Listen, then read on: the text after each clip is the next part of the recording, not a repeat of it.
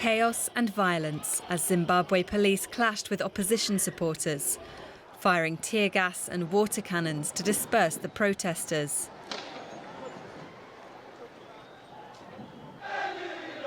Earlier on Friday, demonstrators took to the streets of Harare after their plans for large-scale marches were banned by police late on Thursday night.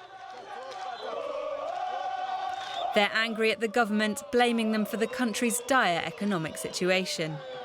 If we demonstrate peacefully, we want change because we are tired of promises. We are tired. Enough is enough.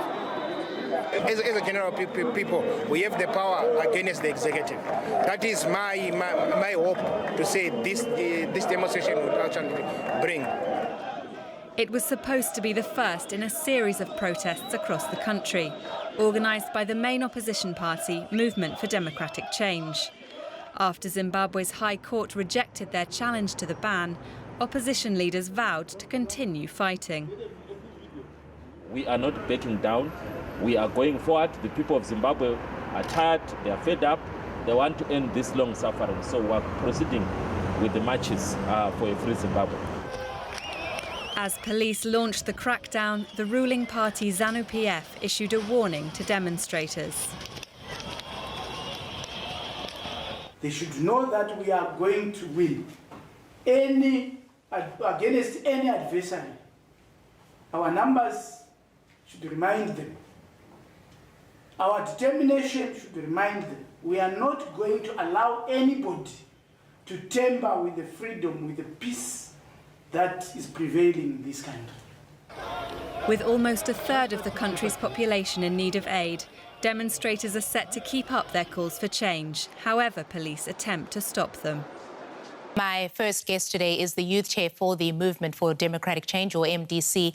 Sithole is in Harare. Welcome to DW Africa, Mr. Sithole. What was the planned purpose for today's protests? Oh, okay. Today we had a planned protest which was going to be peaceful. What we're trying to advocate for is to ensure that the country called Zimbabwe goes back to sanity. We are facing a lot of challenges as the people of Zimbabwe. There's a lot of corruption, unemployment of the people of Zimbabwe. We are also facing high levels of human rights violations, among other issues. So we are saying it's high time, as the people of Zimbabwe, we need to exercise our constitutional rights as enshrined under Section 59 of the Zimbabwean Constitution, whereby everyone has the right to demonstrate and petition. This is what exactly we had planned for. Unfortunately, we witnessed the nature in which the government is allergic to the constitutionalism because they have banned the protest that was going to be peaceful. So what has followed today, it was a scenario whereby people were being beaten in the streets of Harare for simply walking in the streets, which is not an act of criminality or illegality. Okay. Obey, hang on one second. I'd like for us to listen to a representative from the ruling party speaking, and then I want to get your reaction to that. Let's listen to the representative. For those who give threats that they will harm people, they would want to change governments through demonstration, through anarchy, we will be there waiting for them. Obey, is it your party's mission to have the Zanu PF government led by Emmerson Mnangagwa ousted? It's quite unfortunate that we have some people, individuals who live in a country called Zimbabwe, which is clearly stipulates that everyone has a right to demonstrate, and you still find people who are against that constitutional right. It only confirms that you are under a government that is disrespectful to the constitution. And these are some of the reasons why we are standing up as the people of Zimbabwe to say enough is enough. We cannot continue to have a government that does not respect the people's will, a government that does not respect the provisions of the constitution. It's quite unfortunate that what we have witnessed today is a product of violence, and violence is a culture that is deeply entrenched in Zanu PF, which is a government. Obey, my question to you was, is it your party's mission to have this government ousted? And I think I heard you confirm that. It brings me to my next question. There have been some voices in Zimbabwe critical of the MDC leadership in particular for letting people to go to the streets. And we saw what happened today. People are assaulted. And the question is, the leadership themselves are not on the ground with the people. Does your party bear some of the responsibility for those people who've been injured today? The people had walked in the streets of Zimbabwe based on their constitutional provisions. It is unfortunate that a judgment was made right on time when people were already in town. So it's quite unfortunate that it was coincidental.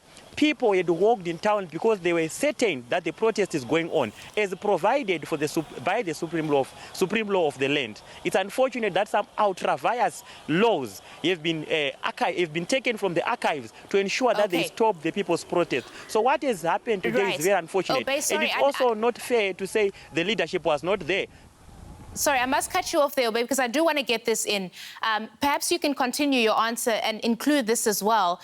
Is the MDC calling for future demonstrations? I know more had been planned. Will those go ahead?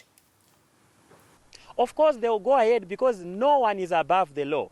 And the supreme law of this land allows people to demonstrate. And we are going to be doing that in a peaceful manner. As a party, our culture is very peaceful. It's unfortunate that you are dealing with a government that is violent. This is why you saw people being beaten for no apparent reason. When people got into the streets today, they were very peaceful and some were beaten just for sitting down in the roads.